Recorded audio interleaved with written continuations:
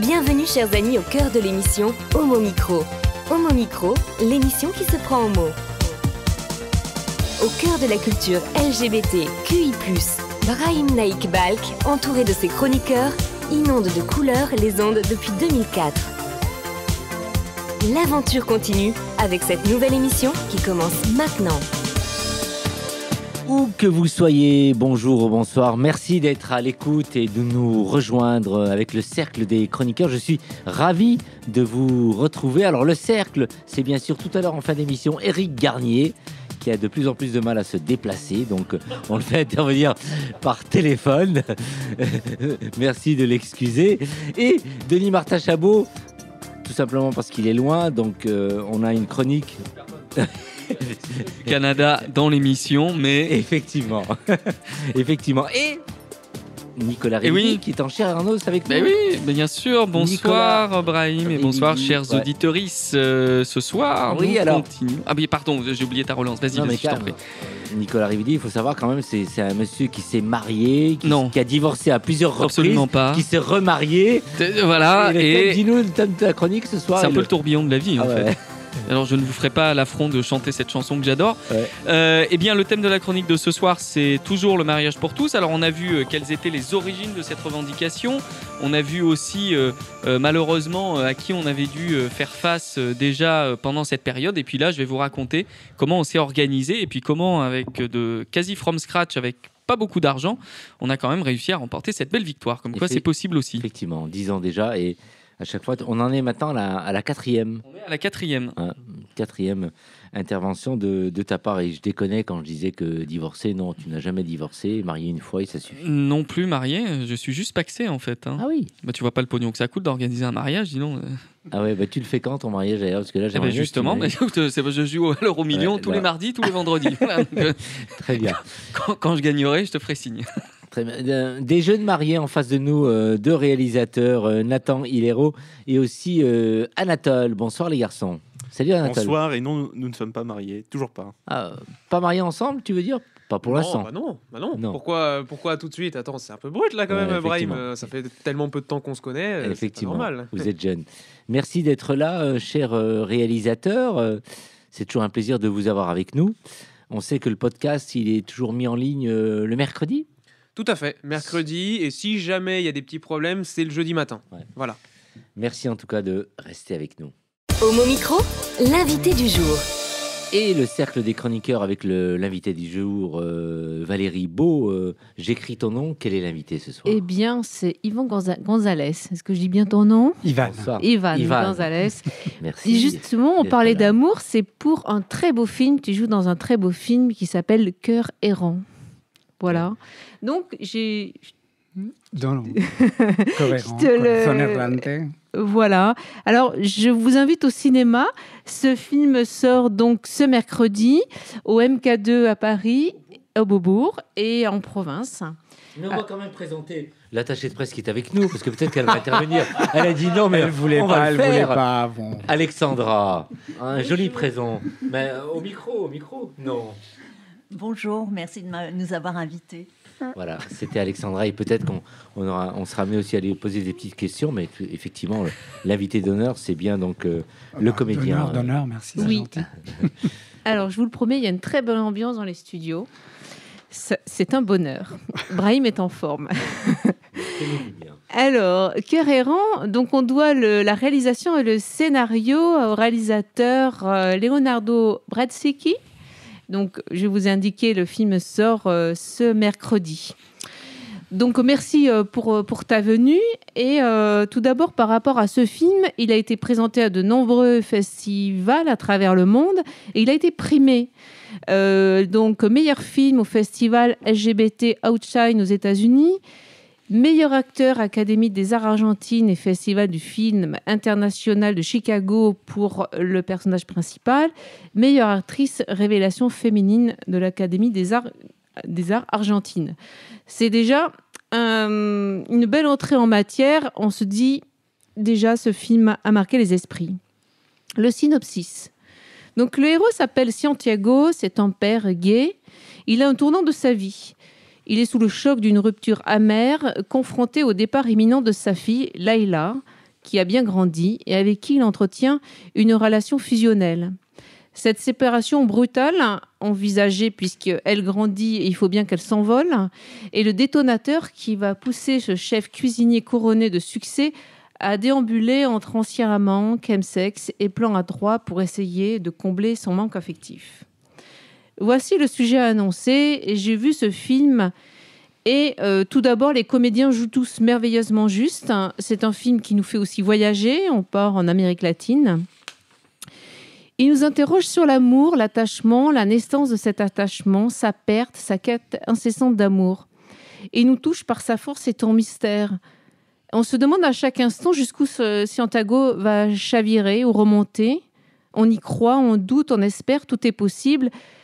Le miracle du rencontre, le rêve, mais aussi le manque, voilà le drame de Santiago. Et même la peur du manque comme une angoisse existentielle. Cette peur irrépressible de la solitude surgit et on se voit aussi en lui.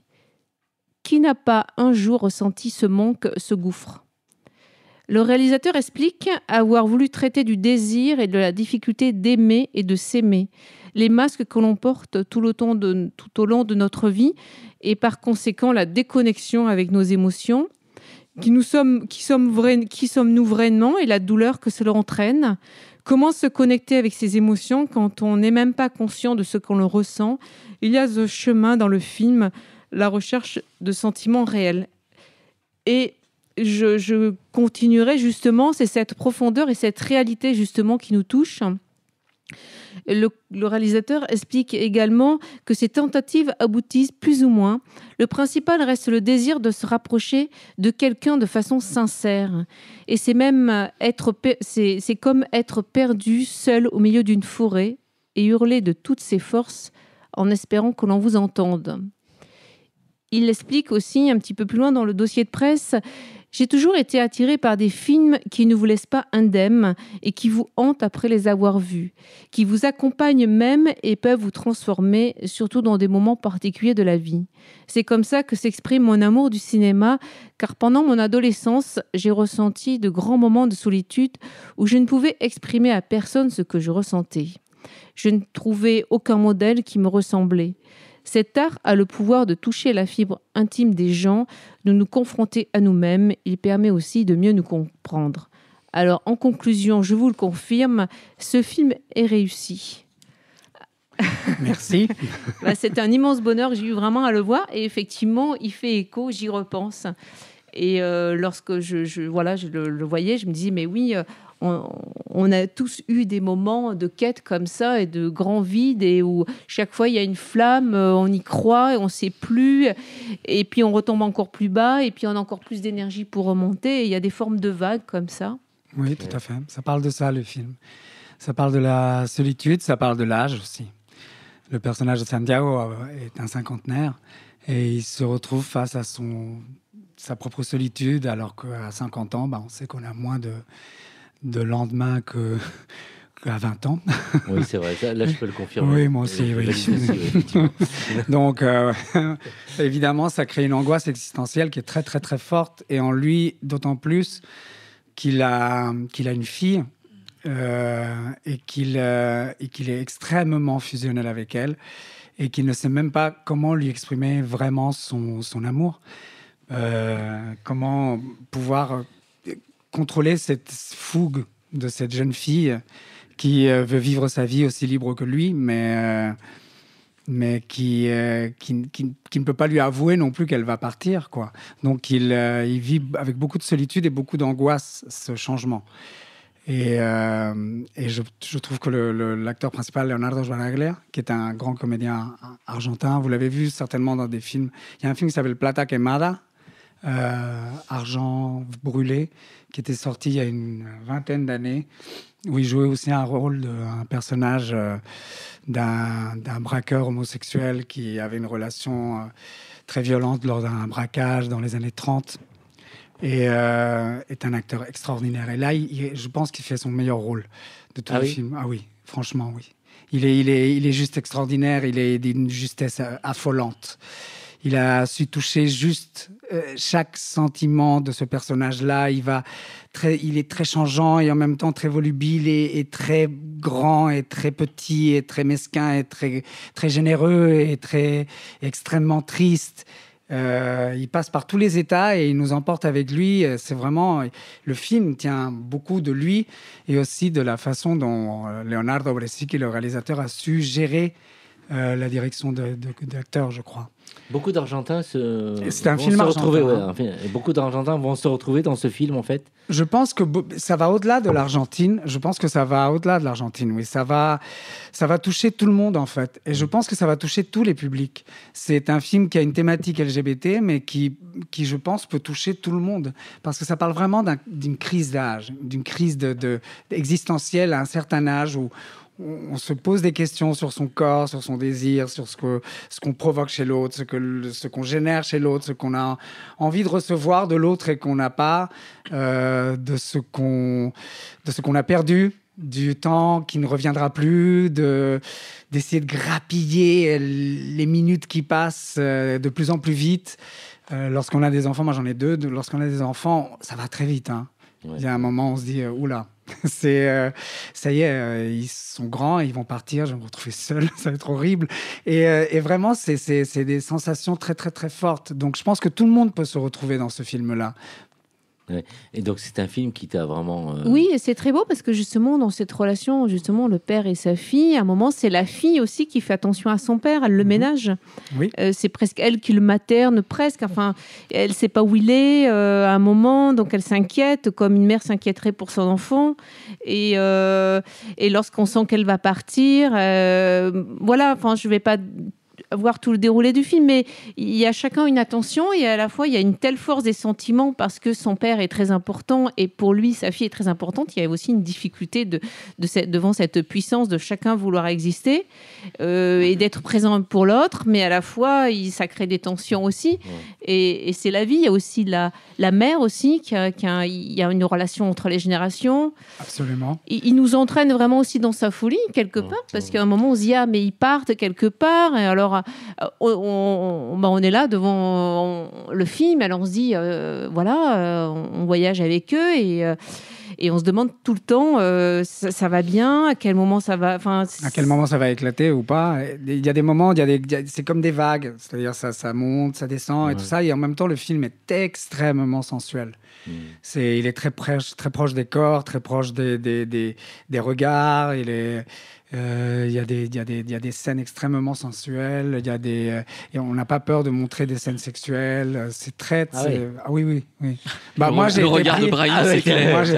D'un seul coup, je sens ton œil pétiller. C'est bien. C'est intéressant. C'est cool. Mais alors, tu parlais pardon de la crise de la cinquantaine. Quand on a vécu ou qu'on a vécu depuis tout jeune. Plein de choses, plein d'aventures, une vie sexuelle remplie, animée et autres. Quand on arrive à 50 ans, on peut être que ébloui et aussi assumer son âge. Moi, mon souci, c'est que j'ai 59 ans. Il y a plein de choses que j'ai pas vécues avant. Et j'arrive à 59 ans et je me dis, oh merde, je vieillis. Je commence à vivre des choses qui sont sympas. Et je me dis, merde, il me reste pas beaucoup de temps. Et c'est ça qui me terrifie, qui me fait peur quelque part. Oui. Je pense aussi qu'il y a surtout c'est le personnage de Santiago, il y a cette quête d'amour. Il veut trouver l'amour. C'est pas simplement des expériences sexuelles qu'il cherche. Il veut vraiment trouver l'amour. Il est toujours là dans la proposition, mais viens, je te prépare à manger, on va partir en vacances tous les deux, des plans sur la comète alors qu'il vient de connaître la personne ou. Dans ce cas-là, mon personnage, par exemple, qui est un vieil amant à lui, il se retrouve au début du film et tout de suite, il lui propose on pourrait partir sur ton bateau et je te préparerai à manger. Enfin, tout un truc très romantique et il est dans la recherche, il est dans l'anxiété permanente et c'est incroyable ce que fait le comédien principal, Leonardo. Parce qu'on sent dans sa corporalité cette anxiété, cet énervement, cette envie de plaire et en même temps d'en chercher plus et de vouloir en donner plus et être toujours dans cette espèce de générosité absolue mais qui est un peu égocentrique aussi parce qu'on a quand même besoin de recevoir. Et c'est un film très touchant. Ouais. On parle beaucoup d'amour, en fait. Je veux tout vous dire, mais c'est pas moi l'invité, puisque c'est toi quand même. Hein. Mais moi, j'ai trouvé l'amour il y a à peu près 2 ans. Alors, plus on vit un amour intense, plus on a peur de le perdre. On se dit, on n'a pas envie de vivre. Bah oui. C'est ça qui est terrible, quelque part. On se dit, on a envie que ça dure tout le temps, en fait. Bah oui. C'est ça. Et le pire, c'est que le personnage principal, il a perdu son amour. Ah oui. Ah. Oui. Parce qu'il était en crise, parce que on sent que le personnage est très extrême quand même. Hein. On sent que le personnage est à la limite du borderline. Il a vraiment un truc très, très passionnel. Et je pense que son amoureux, à un moment, on avait ras-le-bol, quoi. Il s'est dit, je peux plus le gérer. Il est trop passionnel, trop fort. Ouais. Nicolas? Mais du coup, j'ai pas du tout vu le film, mais de ce que j'en entends, j'ai l'impression qu'en fait, on sait pas trop ce qu'il cherche. Ce personnage principal. Bah, est-ce qu'on sait est-ce que lui-même c'est non mais voilà, est-ce que lui-même c'est finalement ce qu'il cherche, parce que la multiplication des expériences, le truc 100 à l'heure et tout, en fait, on a l'impression d'un grand merdier, mais en même temps qui fait sans doute écho, j'imagine, à ce que nous on peut vivre, parce qu'on sait, comme tu le disais, on sait pas forcément nous non plus ce qu'on. On ne sait pas. En tout cas, moi, je pense qu'on ne sait jamais vraiment ce qu'on cherche, et c'est bien triste d'ailleurs, parce que souvent, lorsqu'on le trouve, on l'a déjà perdu. C'est souvent le cas.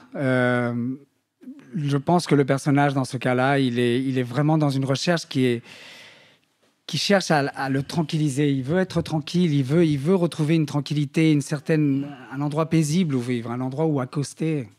Et c'est pas facile. C'est pas facile. En fait, c'est aussi un film très argentin, donc évidemment, il y a une quête qui est vaine. Oui, c'est aussi...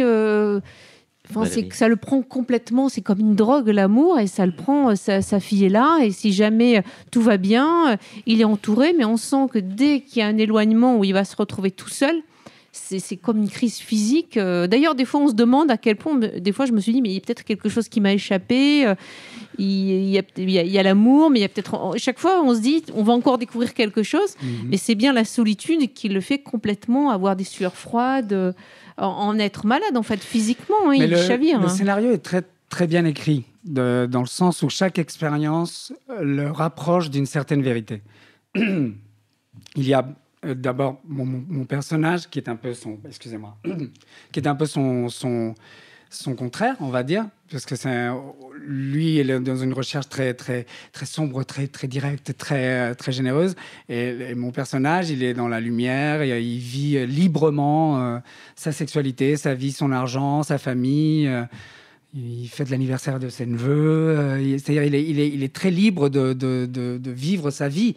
Alors qu'il sent qu'encore, lui, il est dans cette espèce de culpabilité, il y a une culpabilité quand même, mais pour la génération de 50 ans, quand même, il y a cette expérience qu'a vécu Leonardo, qui en Argentine était très difficile, bien que maintenant, ça ait beaucoup bougé et qu'on soit peut-être l'un des pays les plus libéraux pour la communauté LGBT dans le monde. Sans aucun doute. Tu vas parler du mariage pour tous. Nicolas. On l'a eu 1 an avant.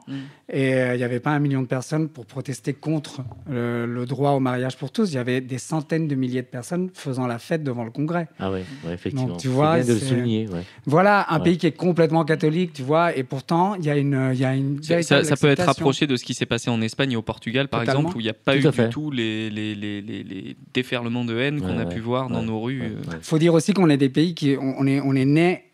Notre génération est née sous une dictature assez féroce, que ce soit en Espagne ou en Argentine. Moi, je suis hispano-argentin, donc j'ai eu droit à 2 dictateurs. Au Portugal aussi. Hein. Au Portugal aussi, bien sûr. Mais ça s'est terminé très, très bellement avec la révolution des claviers. C'était quand même autre chose. Nous, on a terminé avec la guerre des Malouines. C'était encore un grand déferlement de masculinité. On va bientôt fêter l'anniversaire, non, d'ailleurs? Oui, cette année.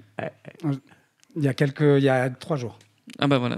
Et donc c'est aussi cette acceptation de vivre libre. Mon personnage est un personnage d'Espagnol, et donc il a plus une autre liberté, dans le sens où il a vécu certainement la movida, il a vécu le Madrid des années 80, il a dû vivre pas mal de choses qui l'ont libéré de très très très très jeune, quoi. Et on le sent. Mais en Argentine, c'était différent. C'est-à-dire en Argentine, il y a encore une vingtaine d'années, tu te faisais casser la gueule dans la rue. Il y avait aucun. C'était pas ébruité. Les flics, ils faisaient rien. Ils t'arrêtaient dans la voiture. Ils disaient mais toi, t'es un gros pédé dans ta face comme ça. C'était très violent, hein, mais ça a évolué. Il y a eu beaucoup de choses qui ont changé. Il y a beaucoup de choses qui ont évolué. On a deux des plus grandes présentatrices de la télévision argentine sont des femmes trans. Chose qu'on n'a pas en France, par exemple. Et c'est deux stars, hein, mais deux d'énormes stars. Ça s'est ouvert d'un seul coup, je ne sais pas, ça a éclos. Et il y a eu beaucoup de luttes, il y a eu beaucoup de recherches, mais en même temps, ça s'est fait plus naturellement, je pense. Avec les nouvelles générations, ça s'est fait plus naturellement. Et d'après toi, quel est le problème en France où on a du mal justement à s'émanciper? Dernièrement, je pense qu'en France, on a beaucoup de mal avec beaucoup de sujets de société, je crois. Je ne sais pas pourquoi. C'est comme si on s'était un peu endormi sur nos lauriers. On est les pays du droit de l'homme, donc ça y est, ça suffit. Oui, effectivement. Et on n'a plus cette recherche-là. On n'est plus dans une quête d'évolution, de compréhension, d'acceptation de l'autre. On s'ankylose. Et malheureusement, on s'ankylose dans tous les sens. C'est-à-dire parce que ça oblige aussi la communauté à s'ankyloser, ça oblige toutes les communautés à s'enfermer. Et finalement, on entre en choc en permanence. C'est la sensation que j'ai, en tout cas. Pour revenir un peu au film Valérie, donc c'est un film qui t'a plu? En tous les cas, oui, de toute personne, de tous horizons, de tous âges. Vraiment, c'est un très beau film sur... le désir, l'amour, mais l'âme humaine aussi, sa quête, et peut-être après chacun y projette ou s'y retrouve, et au-delà du genre, de l'âge, moi il m'a vraiment émue. Oui, ça touche beaucoup. C'est-à-dire, je sais que par exemple, j'ai un ami à moi qui est très jeune, il m'a dit « Oh non, encore un film de pédétriste ». Et il y en a un autre qui m'a dit, qui avait plus mon âge, m'a dit « J'ai pleuré tout le film ». Donc tu vois, ça dépend aussi où est-ce qu'on est placé dans le prisme, tu vois.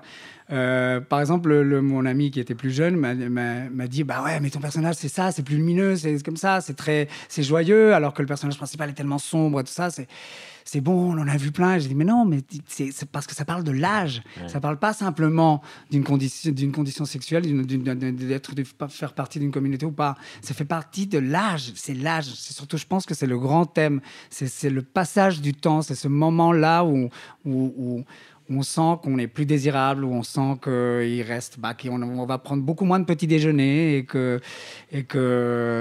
ça peut changer, tout peut basculer d'un moment ou un autre et qu'on n'a peut-être pas encore assez profité de la vie. Et quand on est plus désirable, qu'est-ce qu'on doit faire? Ça, j'en sais rien. Tu te réfugies dans le petit déjeuner, justement. Dans ceux qui restent. Voilà. Tu prends bacon, tous les petits déjeuners, œufs, tu te lances dans des petits déjeuners anglais, bien forts. Avec des galettes de patates et tout. Enfin, exact. Je peux te donner des recettes. Non, mais il y a toujours on est toujours désirable, en fait. Bien sûr. Mais c'est un questionnement, quand même. C'est un questionnement. Moi, en tout cas, en fait, parce qu'en fait, au-delà du désir, est-ce qu'il n'y a pas aussi une question très égoïste qui est que finalement, l'angoisse ultime dans la solitude, c'est pas tant de ne pas entendre la voix des autres, c'est d'avoir aucune raison d'entendre sa propre voix à soi, quoi. C'est-à-dire que si on n'a personne à qui parler, on s'entend même plus parler. En fait, on parle même plus, hormis parler dans le vide et tout. Est-ce que finalement, cette quête-là, elle n'est pas surtout égoïste? Moi, j'ai des personnes qui sont pas âgées, mais qui commencent à prendre de l'âge autour de moi et dont on perçoit bien l'angoisse de l'isolement, de la solitude, parce que les autres vont partir, parce que les autres vont disparaître, parce que c'était Philippe Labro, je crois, qui disait à un moment, je me suis regardé vieillir dans les yeux de mes amis, en fait.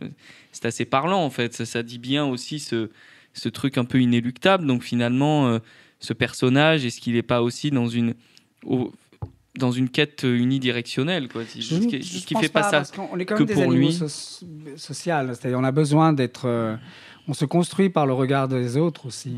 On grandit par le regard des autres ou on se rapetisse par le regard des autres. Il y a une expérience scientifique qui a été faite il y a une dizaine d'années qui était assez troublante. C'était des scientifiques qui ont regardé au microscope des cellules unitaires. Et je ne sais pas comment on les appelle. Et lorsqu'ils ont commencé à observer ces cellules, ils ont vu que les cellules changeaient leur forme et leur vitesse et ils changeaient leur attitude selon la personne qui regardait dans le microscope. Ce qui veut bien dire qu'on est fait de cellules qui reçoivent l'influence de l'extérieur.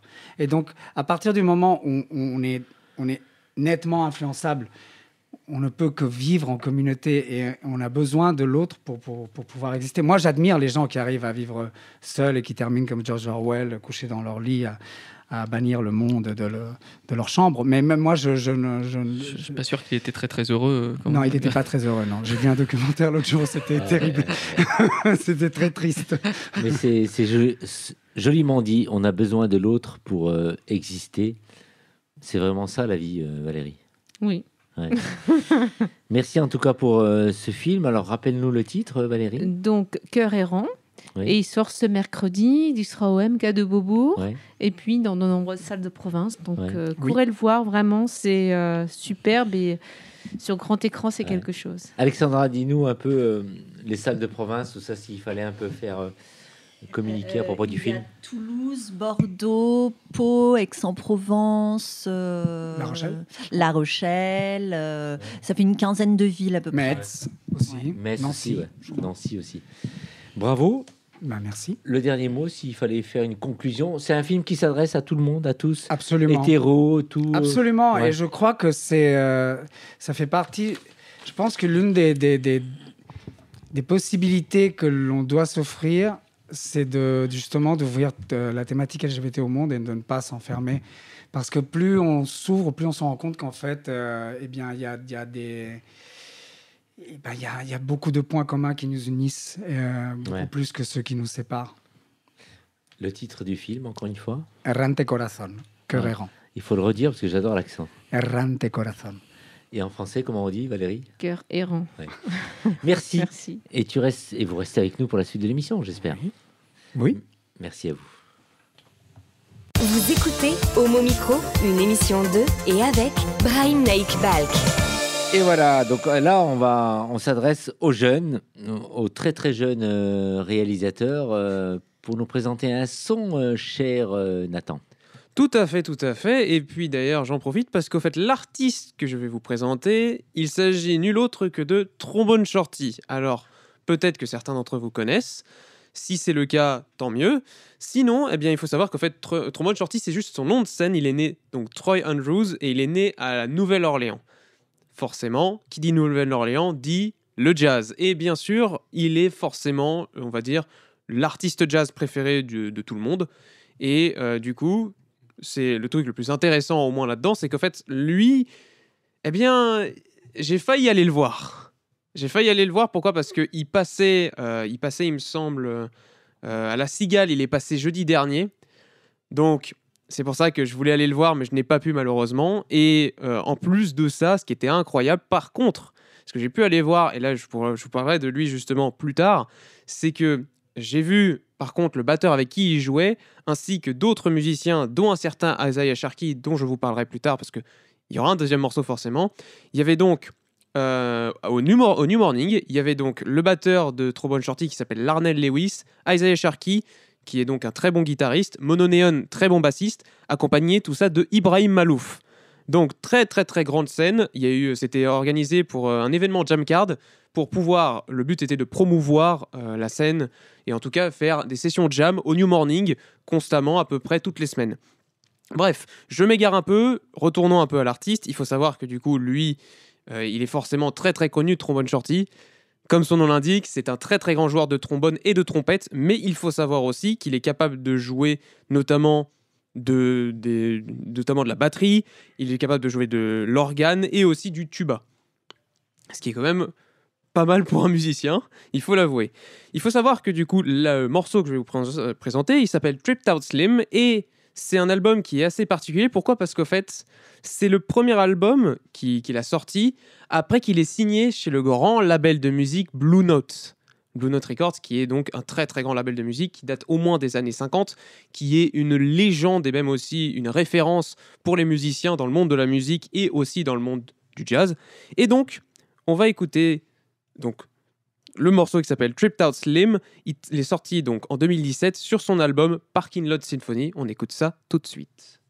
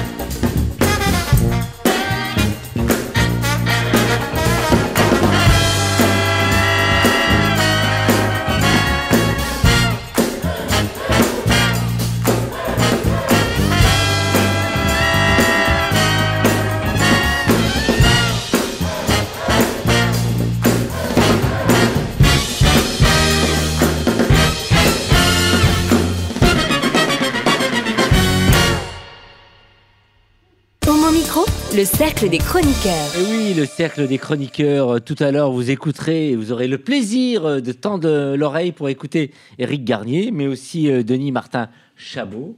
Et tout de suite, il est l'heure d'écouter notre ami Nicolas Rividi. 10 ans de mariage, mais le temps est passé très très vite, Nicolas. Oui, pas mon mariage, 10 ans de loi, mariage pour toutes et tous. Oui, le temps est passé très vite parce qu'en fait, il y a tout juste 10 ans, on avait déjà eu un premier vote favorable à l'Assemblée nationale, on avait eu un vote favorable au Sénat, et on était sur les derniers jours du combat législatif pour le mariage pour tous, qui a été promulgué au début du mois de mai en 2013. Alors, évidemment, tout ça s'est pas fait de façon, n'est pas tombé du ciel, puisqu'il y a eu beaucoup de mobilisations. Il y a eu beaucoup de mobilisations pendant, puis il y a eu aussi beaucoup de mobilisations avant. En fait, l'obtention de cette avancée sociétale, c'est le fruit de près de 40 années de mobilisation des associations qui, depuis le début des années 80, je l'avais dit lors de la première chronique, en fait, ont porté cette thématique du mariage pour tous. Alors, avec diverses raisons, j'avais évoqué à l'époque le fait que c'était d'abord une protection face au drame du VIH parce qu'il y avait des couples avec des membres de ces couples qui décédaient et donc il n'y avait pas de protection pour la personne qui restait. Et puis ensuite, d'autres générations de militants et de militantes se sont appropriées cette revendication aussi sur un strict plan d'égalité. Les hétéros peuvent se marier, pourquoi pas aussi les personnes qui constituent des couples de même sexe ou de même genre. Alors, dans le mécanisme militant qui a été mis en œuvre, il y a eu d'abord une première étape notable qui a été le PAX, on en a déjà parlé également, et à partir de 1999, en fait, quand il y a la victoire du PAX, et notamment la victoire sur Christine Boutin aussi, et les extrémistes religieux qui nous ont pourri la vie pendant des mois de débat, il y a forcément la nécessité d'aller à l'étape d'après, et donc il y a la construction de collectifs très présents. Il faut voir que le PAC, c'était un combat de petits collectifs. Là, il y a une vraie organisation du mouvement LGBT, avec la naissance notamment de l'inter-LGBT en 1999, à la suite de la disparition de la Lesbian and Gay Pride Paris-Île-de-France, la création aussi d'un d'un certain nombre d'associations en région, qui sont devenues aussi des éléments prépondérants de la construction et de la lutte en faveur du mariage pour tous. Et donc, on arrive avec ça en 2011. Pourquoi je dis 2011 et pas 2013 ? Eh bien, parce qu'en 2011, il y a l'intégration dans le programme électoral du Parti socialiste pour la prochaine élection présidentielle de l'engagement, alors ça ne s'appelait pas encore l'engagement 31, mais en tout cas de l'idée qu'il fallait ouvrir le mariage et l'adoption aux couples de personnes de même sexe. Et donc, en 2011, donc à l'automne 2011, quand il y a la formalisation du programme, c'est dedans.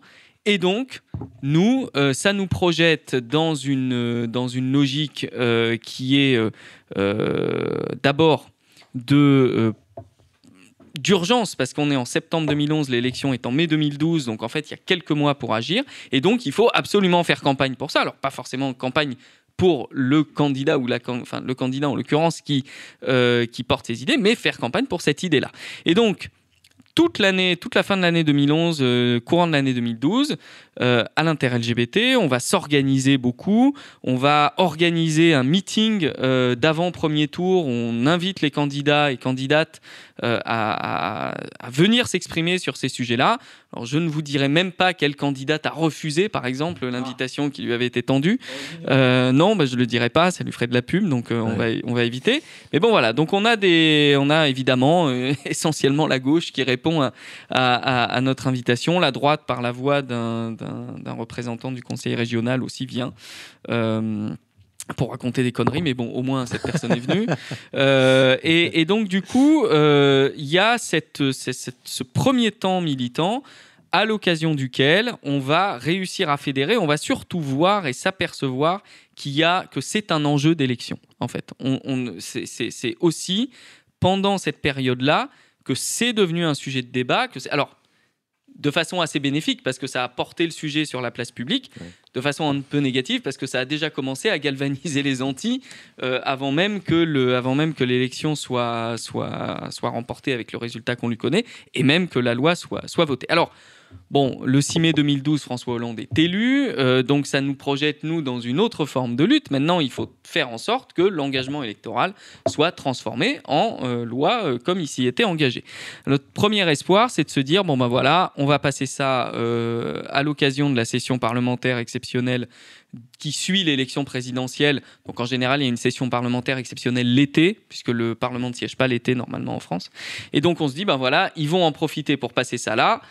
En septembre, c'est fini, on peut reprendre le cours de nos vies et basta. Évidemment, il en est autrement, puisque François Hollande décide, voyant que les chiffres du chômage ne sont pas bons, sans doute entre autres, de faire traîner la chose pour qu'on parle d'autre chose que des problématiques économiques. Et donc, c'est là qu'intervient le mois de septembre avec une première prise de position du gouvernement, des premières réunions pour travailler sur d'autres projets connexes au mariage.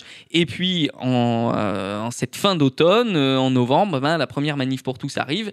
Et nous, il faut bien réagir. Donc, qu'est-ce qui se passe ? On va structurer le collectif différemment. C'est-à-dire que le paysage LGBT, jusqu'à présent, c'est quelques associations un peu leaders. Je pense à SOS Homophobie, je pense au Centre LGBT Paris Île-de-France, l'Inter-LGBT évidemment, la Confédération LGBT qui regroupe les associations de région. Et donc on se dit, voilà, c'est bien, mais ça fait un peu étriqué. Donc, ce qu'on va faire, c'est qu'on va créer un collectif qui s'appelle Agissons pour l'égalité. Et ce collectif Agissons pour l'égalité, en fait, il intègre beaucoup plus largement des acteurs de la vie politique, des acteurs de la vie syndicale, des associations qui ne sont pas à proprement parler des assos LGBT, mais qui sont aussi des assos de défense des droits humains. Et donc, tout ce collectif va se réunir tous les jeudis jusqu'à la fin quasiment de la mobilisation. Et tous les jeudis, on construit ensemble, donc on est, on va dire, 50, 80 personnes, on construit ensemble ces manifestations, ces revendications, le corpus idéologique, le matériel de propagande qui va aussi, les affiches, les flyers, etc., qu'on va distribuer, on échafaude les stratégies. Et donc ça, on le fait avec des ressources absolument ridicules. Il faut bien se rendre compte que la mobilisation en faveur du mariage pour tous a coûté à la communauté LGBT un peu moins de 200 000 euros. Quand la Manif pour tous a mobilisé 4 millions d'euros. Et donc, on a clairement lutté à armes pas égales, mais c'est pas à regretter parce que en fait, on a fait une mobilisation qui était très politique, très orientée politiquement. Nous, à qui on reproche souvent de faire des manifestations festives et tout, bah là, on était dans le vif du sujet avec des manifestations qui ont eu énormément de succès.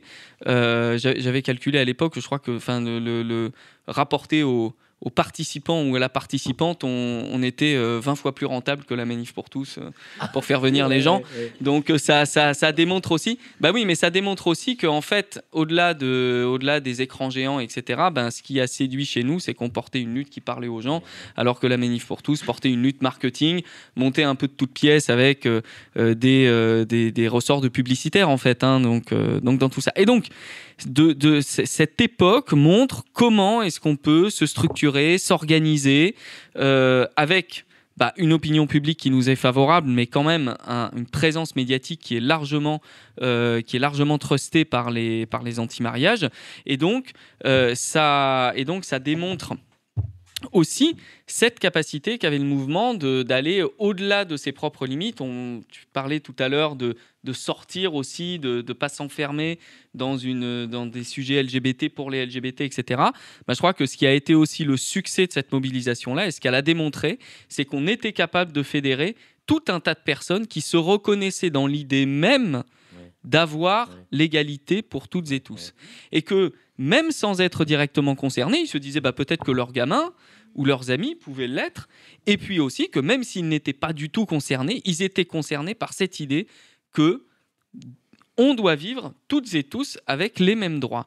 Et donc ça a été très, très enthousiasmant, et très enthousiasmant jusqu'au vote final qui a eu lieu au mois d'avril à l'Assemblée nationale. Nous étions présents avec quelques camarades, et où à l'annonce du résultat, le Parlement entier sauf qui a voté contre, mais en tout cas les votants se sont levés pour applaudir pendant plusieurs minutes. Et ça faisait écho aussi à un événement, alors peut-être a été oublié, mais jusque dans le Parlement, les anti-mariages ont déployé une banderole le jour du vote. On avait Frigide Barjot qui était juste devant nous, sourire aux lèvres, etc. Et elle a tiré la gueule juste après, mais c'est pas grave. Et du coup, voilà, malgré tout ça, en fait, il y a eu la démonstration assez criante et bluffante, je dois dire, de la capacité d'un mouvement humain à se lever et à lutter pour quelque chose, il faut le rappeler, qui 3 ans, 4 ans avant était presque du domaine de la science-fiction. Et donc ça a été une très très belle leçon. Alors ce serait intéressant aussi d'interviewer peut-être plus tard d'autres camarades militantes et militants qui ont participé pour avoir leur ressenti sur tout ça. Mais en tout cas, c'était un peu deux salles, deux ambiances. Et en tout cas, on a beaucoup appris. Et je pense qu'il y a beaucoup de luttes aujourd'hui aussi qui s'inspirent de ce qui a pu être mis en place à ce moment-là, parce qu'on a démontré qu'avec pas beaucoup d'argent, avec pas beaucoup de gens, il faut savoir que l'organisation des manifs pro-mariage, c'est à tout casser, on est une dizaine. Hein. Donc à faire les affiches, les plans de marche, les organisations, les relations avec la préfecture, etc.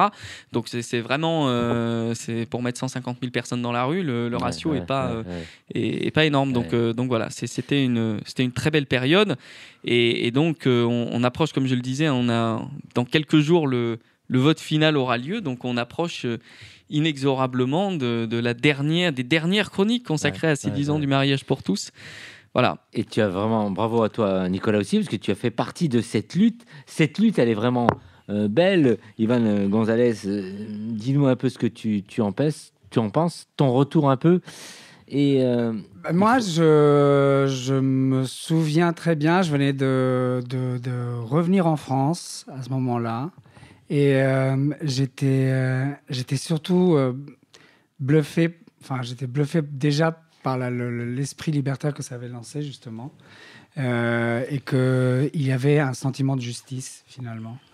Et je crois même que c'est l'une des dernières lois votées à l'Assemblée qui parle de justice sociale. depuis, il y a comme une espèce de grand vide où on parle vraiment que d'économie, de sustainabilité, d'autres sujets qui ne touchent plus au social, au concret de la vie des citoyens. Je pense que c'est l'une des dernières lois qui a été promulguée dans ce sens-là. Et j'ai beaucoup aimé l'effervescence. Mais en même temps, je venais d'Argentine où j'étais très choqué très très choqué par la manif, par le la contre révolutionnaire qui s'est levée si rapidement. J'étais extrêmement choqué. Ça m'a un peu foutu le cafard, j'avoue. Ouais. Parce que moi, j'avais fait toutes mes études en France jusqu'à l'âge de 19 ans, puis je suis parti en Argentine. Oui. Donc, j'avais une image de la France, de lycée, tu vois, années 80, d'un truc très... qui était quand même assez vivant dans un sens. Et quand je suis revenu en France et que je me suis retrouvé face à 1 million de personnes, que tu te retrouves face à 1 million de personnes qui sont contre une loi qui est juste une... Voilà, c'est une loi juste. Oui. C'est choquant. Et tu te poses des tas de questions quand tu as passé tellement de temps loin d'un pays.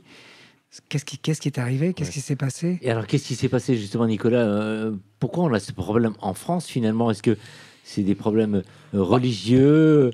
Après, je pense que c'est très complexe. Et si il y avait besoin juste de 5 minutes de réponse à la radio pour le résoudre, la cause serait entendue. Oui, j'imagine. Moi, il y a quelques petites choses quand même. Je pense déjà que nous vivons dans un pays où la droite n'accepte jamais une victoire électorale de la gauche. Voilà. Ouais. C'est-à-dire que quand la gauche arrive au pouvoir, elle rentre systématiquement par effraction, et donc la droite se fait un devoir de lui rappeler qu'elle n'est pas légitime, etc. Le procès en légitimité, d'ailleurs, sans prendre parti ni pour les uns ni pour les autres, on le voit aussi aujourd'hui dans l'autre sens à l'égard de la politique qui est menée. À titre personnel, je ne suis pas d'accord avec la politique, mais c'est intéressant de voir le renversement de la question de la légitimité. Et on l'a vu avec l'école libre, on l'a vu avec le Pacs, on l'a vu avec le mariage pour tous. Ça aurait pu être n'importe quelle autre réforme.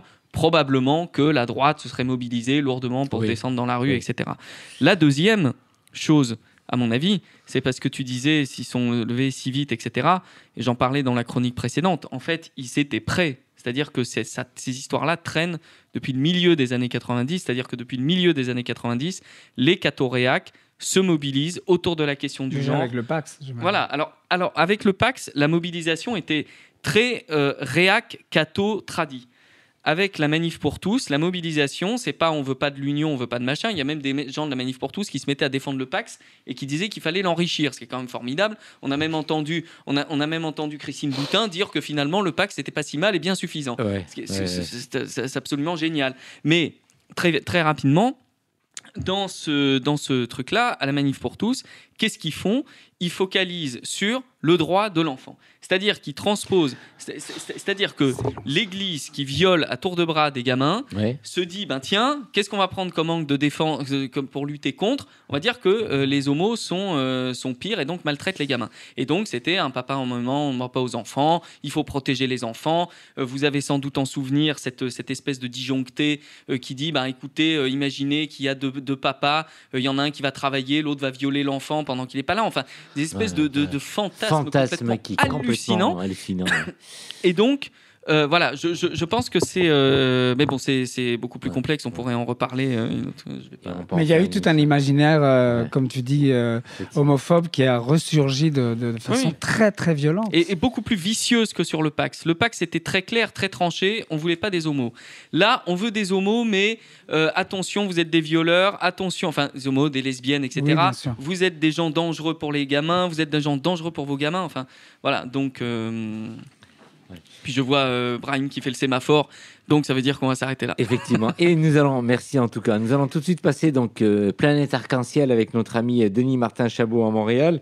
La fermeture d'un grand magasin de musique Archambault qui signale la fin d'un quartier, on va dire, emblématique des communautés cuir. On va l'écouter tout de suite et on revient sur le sujet tout de suite après. L'annonce de la fermeture en juin prochain du magasin de la bannière Archambault crée tout un émoi dans le quartier où il est situé, soit le village, connu aussi sous le nom de village gay.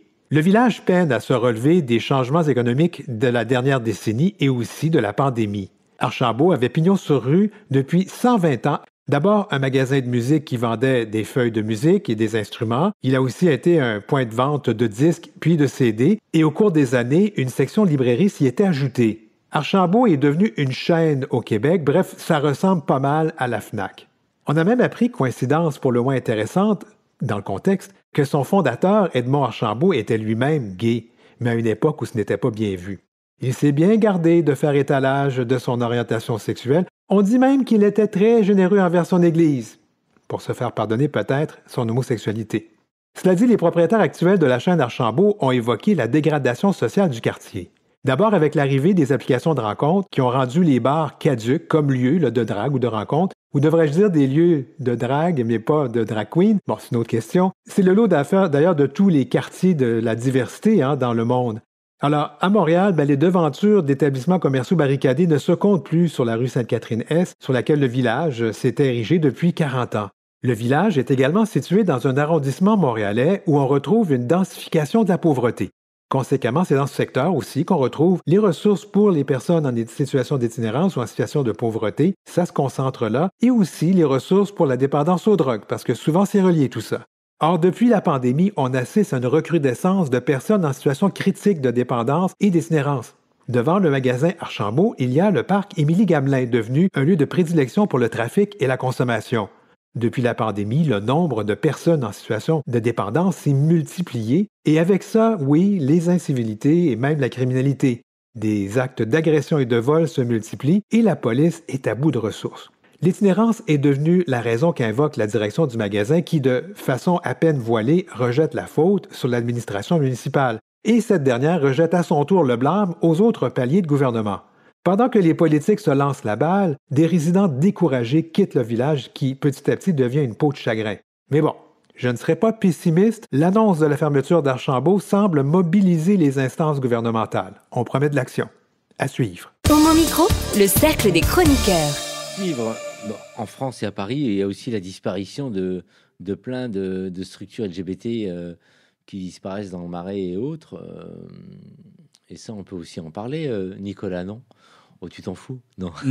Mais non, je m'en fous pas. Non, ce qu'il y a à dire, c'est que si tu veux que les structures LGBT elles perdurent, il faut que les gens se mobilisent. Ouais. Et je vise principalement les pétés d'oseille LGBT qui pourraient mettre un peu plus la main au portefeuille pour défendre la communauté qui les a portés. Voilà. Tu peux donner des noms? C'est très juste, non? Non. Non.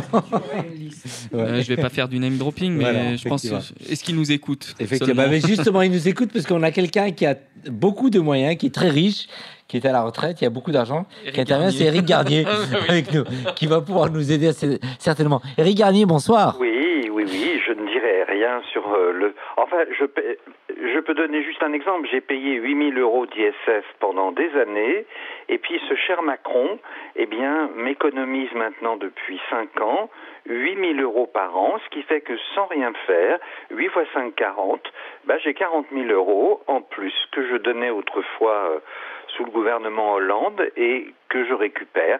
Donc voilà, c'est un exemple vécu de cet homme qui fait la politique des riches. Mais justement, ça me donne le temps de lire des romans et je voudrais plutôt vous parler d'Appelez-moi Cassandre de Martial Gala. Vous êtes là?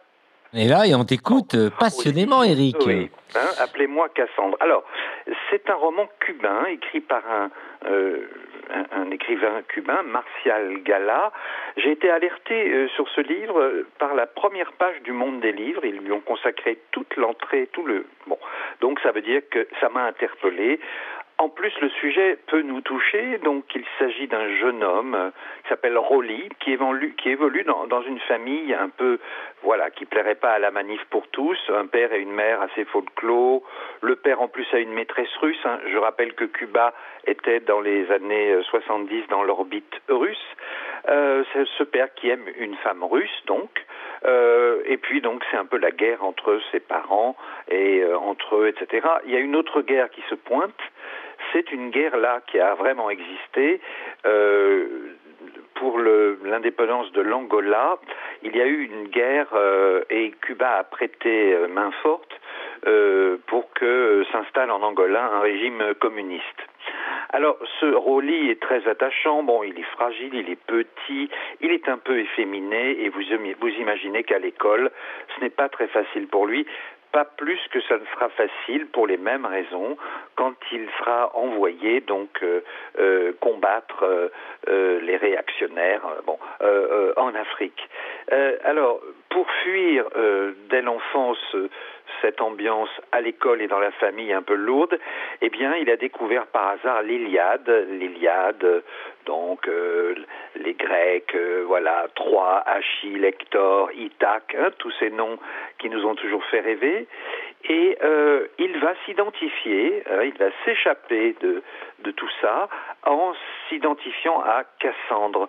Cassandre, c'est cette déesse, je crois que c'est une déesse qui voit à l'avance les destins des autres, mais voilà, personne ne la croit.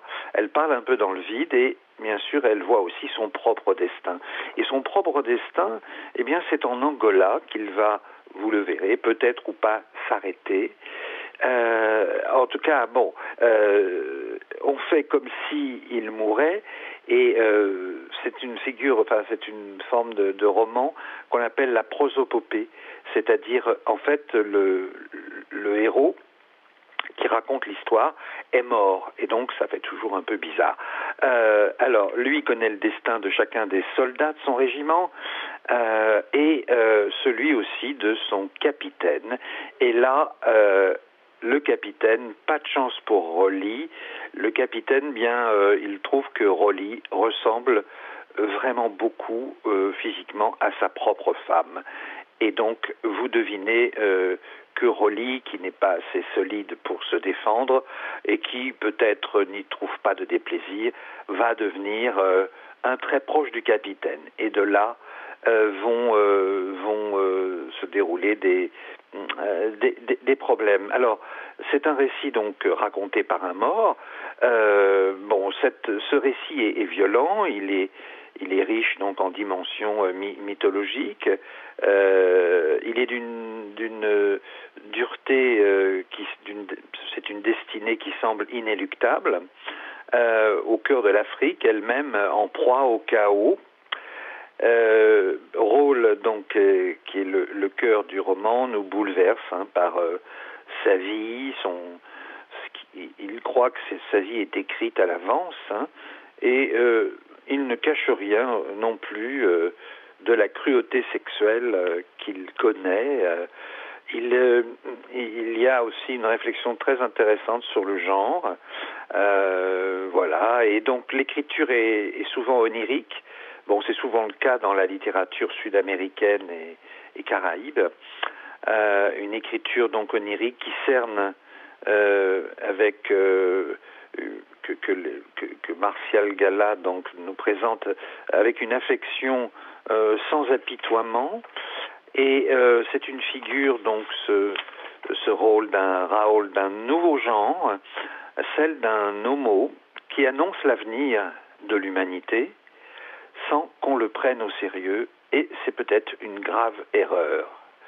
Ça s'appelle « Appelez-moi Cassandre » de Martial Gala, et c'est chez Zoé. Est-ce que j'ai encore juste une demi-seconde ? Demi. Bon, je voudrais confirmer ce qui avait été dit la semaine dernière par une de vos chroniqueuses concernant Le Bleu du Caftan, ce film marocain. Il faut absolument, dès que vous sortez de mon micro, vous allez en séance de nuit, je ne sais pas si ça existe encore, le voir. Il ne faut absolument pas laisser passer ce film, qui est une merveille de tout, pour tout. Sensibilité, profondeur, délicatesse, sous-entendu, amour, enfin tout est délicat, intense, mesuré, pudique. J'ai rarement vu un film aussi beau que Le Bleu du Caftan. Voilà, donc cours-y vite, cours-y vite. Et alors justement, toi qui adores, merci de ressouligner tout ça, toi qui adores les films, pour finir cette émission, je vais céder la parole une nouvelle fois à Ivan Gonzalez, qui va nous parler en 2 mots pour que tu ailles voir Cœur errant. Dis-nous tout pour convaincre Éric Garnier, Evan.